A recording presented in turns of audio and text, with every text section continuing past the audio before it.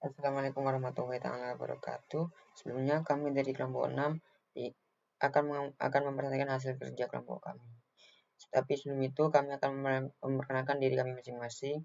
Untuk yang pertama yaitu saya sendiri atas nama Muhammad Ilyas Syauki dengan NIM belakang 067 dan rekan saya Muhammad Hilvan Egdasyari dengan NIM belakang 119, Rifki Lutfan Abdillah dengan NIM belakang 120, Ahmad Din Alfan Akiki dengan NIM belakang 123 dan Muhammad Islam Putra Badapa dengan NIM belakang 132.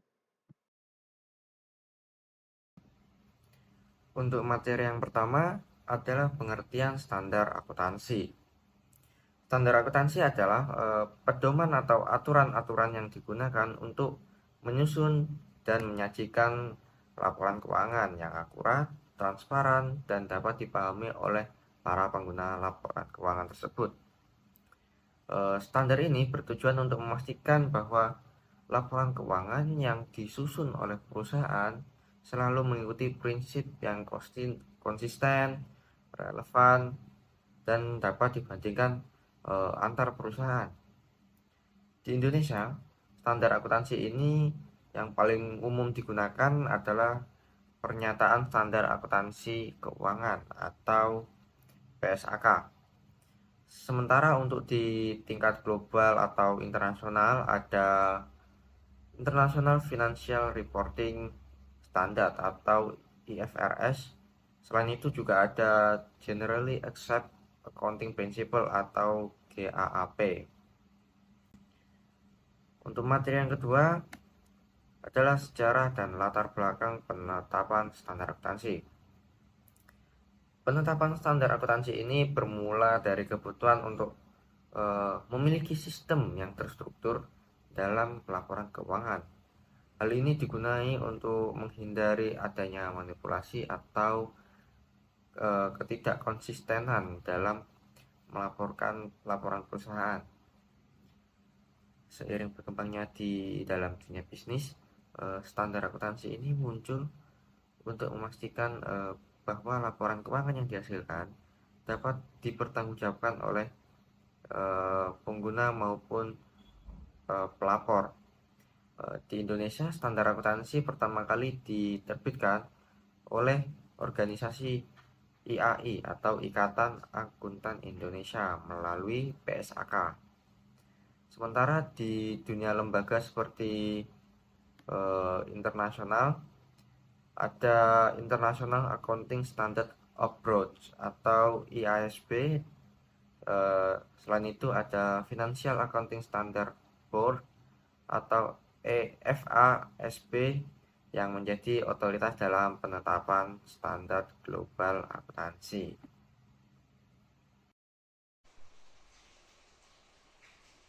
Baik, materi yang selanjutnya yaitu hakikat standar akuntansi. Hakikat standar akuntansi memberikan aturan-aturan praktis dan bermanfaat bagi pekerjaan seorang akuntan. Standar secara umum dapat diterima sebagai akuntan baku yang didukung oleh sanksi-sanksi untuk setiap ketidakpatuhan. Standar akuntansi biasanya terdiri dari 3 bagian. Yang pertama, deskripsi masalah yang harus dipecahkan. Yang kedua, diskusi dengan pertimbangan yang sehat atau cara-cara untuk menyelesaikan masalah. Yang ketiga, sejalan dengan keputusan atau teori yang ada atau solusi yang disarankan. Secara umum, terutama standar audit dibatasi hanya untuk butir nomor 3 yang telah menimbulkan banyak kontroversi dengan tidak adanya teori-teori yang mendukung dan digunakannya pendekatan perumusan ad hoc. Ide membagi persyaratan standar menjadi 4 tipe utama. Yang pertama, menyatakan bahwa para akuntan harus memberikan kepada masyarakat apa yang mereka lakukan dengan mengungkapkan berbagai metode dan asumsi.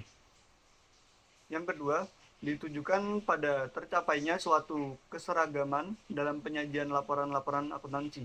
Yang ketiga, meminta adanya pengungkapan atas masalah-masalah spesifik di mana pengguna mungkin diminta untuk menerapkan pertimbangan sendiri. Yang keempat, mensyaratkan dibuatnya keputusan implisit atau eksplisit mengenai valuasi, aktiva, dan penentuan laba yang telah disetujui. Selanjutnya, tujuan penetapan standar akuntansi. Pembuatan suatu standar mungkin dapat bermanfaat bagi suatu pihak, namun dapat juga merugikan pihak lain. Hal ini merupakan suatu bentuk pilihan sosial. Pilihan ini mendorong penyusun suatu standar mengadopsi proses politisi dalam rangka memperoleh akomodasi. Apabila kesejahteraan sosial yang dijadikan kriteria dalam penerimaan suatu standar, sebuah pertanyaan serius muncul yang berhubungan dengan legitimasi keanggotaan Dewan Penyusun Standar yang tidak melalui pemilihan. Pertanyaan ini menjadi penentu pendekatan keadilan dalam kebijakan akuntansi. Saat ini, terdapat 3 pendekatan yang dapat dilakukan. Yang pertama, pendekatan ketepatan penyajian. Yang kedua, pendekatan konsekuensi ekonomi. Yang ketiga, pendekatan kritikal interpretatif.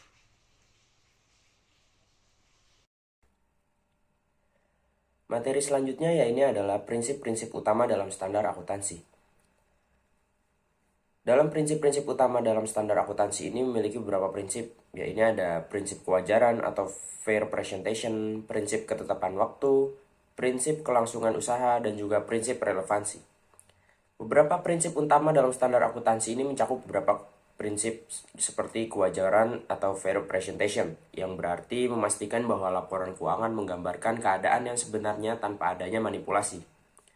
Lalu ada prinsip ketepatan waktu, yang ini mengharuskan perusahaan untuk menyusun laporan keuangan tepat waktu agar informasi yang diberikan relevan. Lalu prinsip kelangsungan usaha, yakni adalah memastikan bahwa laporan keuangan disusun dengan asumsi perusahaan akan terus beroperasi dalam jangka panjang. Dan yang terakhir, prinsip relevansi dan kendaraan memastikan bahwa informasi yang diberikan dalam laporan keuangan tidak hanya berguna bagi pengambilan keputusan, tapi juga dapat dipertanggungjawabkan. Materi selanjutnya ini adalah proses penetapan standar akuntansi. Proses penetapan standar akuntansi biasanya melibatkan tahapan penyusunan, konsultasi, dan revisi. Lembaga-lembaga seperti International Accounting Standard Board atau AASB dan Financial Accounting Standard Board atau FASB bertanggung jawab dalam mengembangkan dan memperbarui standar akuntansi global. Di Indonesia, Dewan Standar Akuntansi Keuangan atau DSAK, Ikatan Akuntansi Indonesia, memiliki peran penting dalam menetapkan PSAK.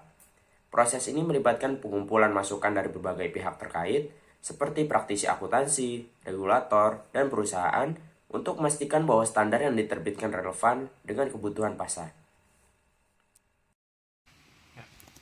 Implementasi dan tantangan dalam penerapan standar akuntansi, yang dimana implementasi standar akuntansi seringkali menghadapi berbagai tantangan, baik dari aspek teknis, organisasi, hingga regulasi. Tantangan-tantangan tersebut bisa saja berupa dari yang pertama, kompleksitas dari kesiapan SDM. Kompleksitas dan kesiapan SDM ini memiliki hubungan yang erat karena saling mempengaruhi.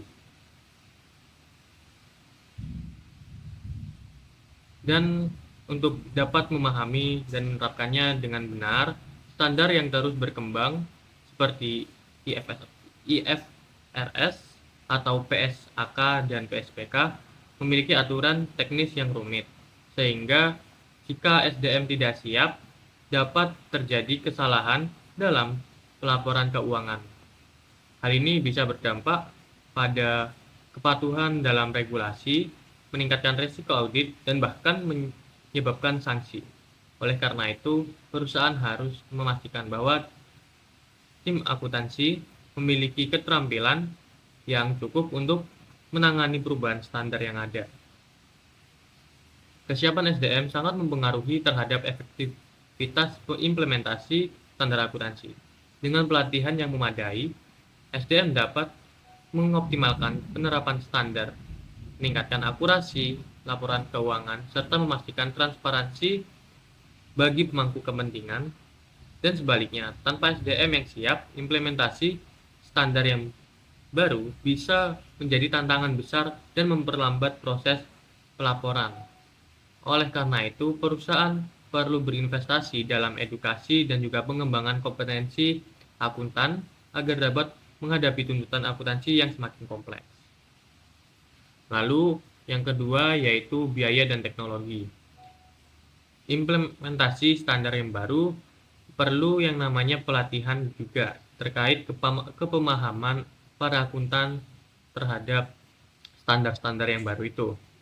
Sehingga perlu pelatihan terkait sistem informasi akuntansi dan juga penambahan infrastruktur teknologi. Terkadang bagi perusahaan kecil mendapat kesulitan terkait keterbatasan anggaran dan sumber daya yang ada untuk bisa menerapkan standar akuntansi yang baru. Lalu ada perbedaan regulasi dan transparansi, yang dimana standar akuntansi berbeda dengan negara, sehingga perusahaan multinasional menghadapi tantangan dalam harmonisasi pelaporan keuangan. Perubahan dalam cara pencatatan dan penyajian laporan keuangan dapat membingungkan para stakeholder yang ada. Dan yang keempat, dampak terhadap manajemen dan kebijakan pajak. Manajemen seringkali menghadapi resistensi terhadap perubahan karena dapat mempengaruhi indikator kinerja perusahaan. Perubahan standar akuntansi juga dapat berdampak pada perhitungan pajak dan strategi bisnis perusahaan. Untuk contoh penerapan standar akuntansi dapat dilihat dalam berbagai aspek pelaporan keuangan, seperti pengakuan pendapatan, pengukuran aset, pengungkapan kewajiban, dan juga laporan keberlanjutan. Misalnya dalam pengakuan pendapatan, standar yang mengatur kapan pendapatan harus diakui dalam laporan keuangan agar dapat mencerminkan realitas transaksi. Juga begitu dengan pengukuran aset yang harus dilakukan berdasarkan nilai wajar atau biaya perolehan sesuai dengan ketentuan yang berlaku. Pengungkapan kewajiban seperti utang jangka panjang atau kewajiban pajak juga harus dilakukan secara transparan agar para stakeholder dapat memahami kewajiban yang dimiliki perusahaan. Kesimpulan tentang standar akuntansi adalah standar akuntansi adalah pedoman yang digunakan untuk menyusun dan menyajikan laporan keuangan dengan tujuan untuk memastikan bahwa informasi keuangan yang diberikan akurat, transparan, dan dapat dipahami oleh berbagai pemangku kepentingan. Standar ini penting untuk menjaga konsistensi, keterbandingan, dan konsistensi laporan keuangan antar perusahaan maupun di berbagai negara. Dengan penerapan standar akuntansi yang tepat, perusahaan dapat memastikan bahwa mereka mematuhi peraturan yang berlaku, menghindari praktek manipulasi, serta meningkatkan akuntabilitas manajerial. Standar ini juga membantu dalam meningkatkan transparansi dan memudahkan pengambilan keputusan yang berbasis pada data yang relevan dan akurat. Selain itu, standar akuntansi internasional memungkinkan laporan keuangan yang dapat diberikan secara global, meningkatkan kepercayaan investor dan memangku kepentingan lainnya.